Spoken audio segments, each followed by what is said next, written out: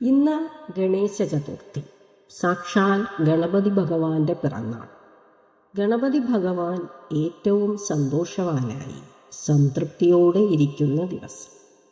നമുക്കും നമ്മുടെ കുടുംബത്തിനും എന്ത് ദോഷങ്ങളുണ്ടെങ്കിലും അത് മാറിക്കിട്ടാൻ ഗണപതി ഭഗവാനെ പൂജിക്കേണ്ട ഗണേശ ചതുർത്ഥിയുടെ ഒന്നാമത്തെ ദിവസമാണ് ഇന്ന്.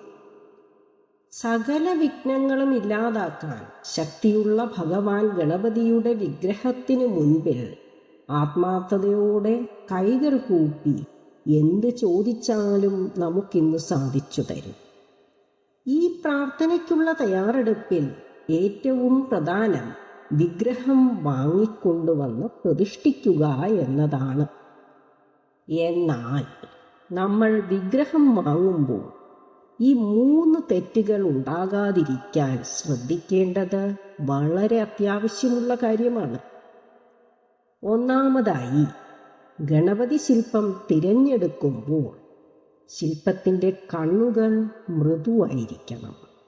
മാത്രവുമല്ല, യാതൊരു കേടുപാടുകളോ ക്ഷതങ്ങളോ ശില്പത്തിനുണ്ടാകാൻ പാടില്ല. വെളുത്ത നിറമുള്ള ശില്പം സമാധാനം, സമൃദ്ധി, സന്തോഷം എന്നിവയെ പ്രതിനിധീകരിക്കുന്നു.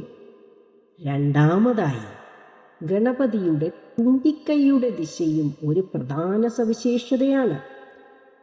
തുമ്പിക്കൈ ഇടത്തേക്ക് തിരിഞ്ഞതാണെങ്കിൽ അത് സമാധാനം, സന്തോഷം, സമൃദ്ധി എന്നിവയെ സൂചിപ്പിക്കുന്നു. ഇനി വലത്തേക്ക് തിരിഞ്ഞ തുമ്പിക്കൈകൾ ഉള്ള മൂർത്തിയാണെങ്കിൽ അതിന് അനിവാര്യമുള്ള പ്രത്യേക പൂജകളും ആരാധനകളും എന്നും ചെയ്യേണ്ടതായി വരും. മൂന്നാമതായി, ശില്പം തിരഞ്ഞെടുക്കുമ്പോൾ അടുത്ത് മൂഷികനും കയ്യിൽ മോദകവും ഉണ്ടാകേണ്ടതും അനിവാര്യമാണ്. മൂഷിക സാന്നിധ്യം ഭൗതിക സുഖങ്ങൾ നമ്മുടെ ജീവിതത്തിൽ പ്രതിനിധാനം ചെയ്യുമ്പോൾ മോദകം ദൈനംദിന ജീവിത സുഖങ്ങളെ സൂചിപ്പിക്കുന്നു. പീഠത്തിലിരിക്കുന്ന ഗണപതി ഭഗവാന്റെ ശില്പമാകും ഏറ്റവും അനുയോജ്യം. അത് സന്തോഷം, സമാധാനം, സമൃദ്ധി എന്നിവയെ പ്രതിനിധീകരിക്കുന്നു. ഗണപതി ശില്പത്തിൻ്റെ സ്ഥാനവും നിർണായകമാണ്. ഗണപതിയുടെ മുഖം നിങ്ങളുടെ മുൻവാതിലിലേക്ക് നോക്കുന്ന രീതിയിൽ പ്രതിഷ്ഠിക്കുന്നത് ഒഴിവാക്കേണ്ടതാണ്. അങ്ങനെ വച്ചാൽ അനുഗ്രഹങ്ങൾ വീട്ടിൽ നിന്ന് പുറത്തേക്ക് ഒഴുകിപ്പോകുമെന്നാണ് സങ്കല്പം.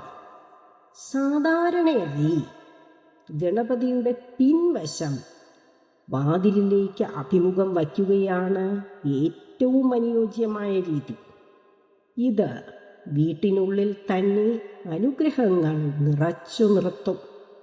ഗണപതി പ്രതിഷ്ഠ എപ്പോഴും വയ്ക്കുമ്പോൾ ഈ കാര്യങ്ങൾ പ്രത്യേകം ശ്രദ്ധിച്ച നിങ്ങളുടെ ജീവിതത്തിൽ നിന്ന് വിഘ്നങ്ങൾ ഒഴിഞ്ഞുപോയി സമാധാനവും അഭിവൃദ്ധിയും ഉണ്ടാകും.